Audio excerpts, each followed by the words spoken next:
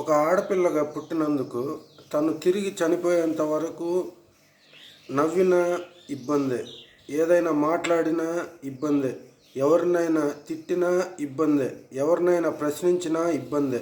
ఇలా ఒక ఆడపిల్ల ఇన్ని విషయాల గురించి ఆలోచించకుండా బ్రతకాలి అంటే మన సమాజంలో చాలా ఓర్పు కావాలి. అంత ఓర్పుగా ఇంట్లో అందరికీ సేవ చేసేదానికి, మళ్ళీ అప్పుడప్పుడు ఆ సేవ పొందిన వాళ్ళ దగ్గర నుంచే బహుమానాలు, అదేనండి. మళ్ళీ బహుమానాలు అంటే ఏదో అనుకోకండి, అవి తనకు వచ్చే తిట్లు. ఎవరు ఏమన్నా ఓపికగా ఉండగలిగితే ఈ ఆడది దేవత. కానీ అందరూ తన గురించి ఏదో ఒక విధంగా తప్పులు పడుతూనే ఉంటారు. Thank you friends.